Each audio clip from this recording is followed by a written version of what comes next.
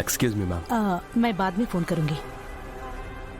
నమస్తే అండి। నమస్తే అమరేంద్ర గారు, రండి, మీకోసం ఎదురు చూస్తున్నా, కూర్చోండి. Thank you.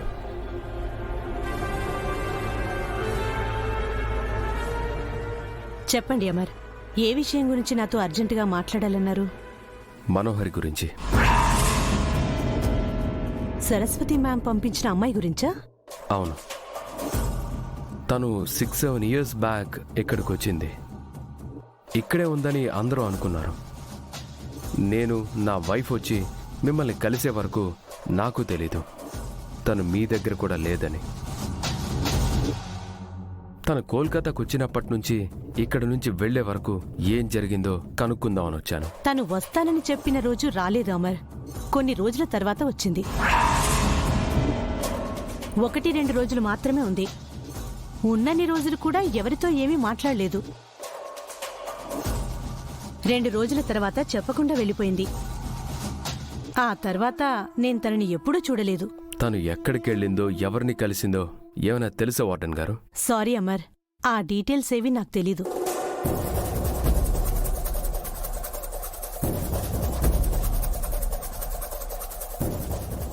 ఓకే అండి, తన గురించి ఏమైనా గుర్తొస్తే నాకు ఇన్ఫార్మ్ చేయండి. ఓకే అమర్, ఒక్క నిమిషం. మనోహరి ఇక్కడి నుంచి వెళ్లిన 2 నెలలకి సామూహిక వివాహాలు జరిగే గ్రౌండ్లో కనిపించిందని ఇక్కడ పనిచేసే సిస్టర్ చెప్పారు. సామూహిక వివాహాలు జరిగే చోట అంటే మనోహరి అక్కడ పెళ్లి చేసుకుందా? ఆ విషయం తెలీదమర్. సిస్టర్ మనోహరిని చూసి దగ్గరికి వెళ్లేసరికి తను వెళ్ళిపోయిందట. అయినా అక్కడ ఆర్గనైజ్ చేసేవాళ్లు, వాలంటీర్ చేసేవాళ్లు, పెళ్లి చేసుకునే వాళ్ళందరూ ఉంటారు. వాళ్లల్లో మనోహరి ఎవరైనా అయ్యుండొచ్చు.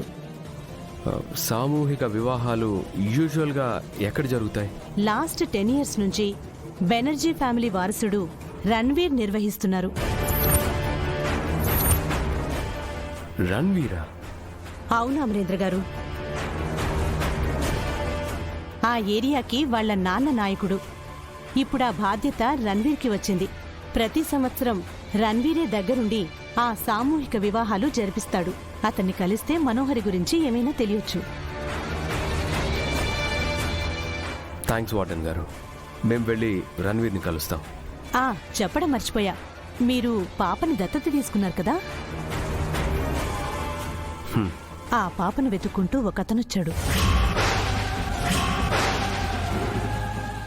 వాట్?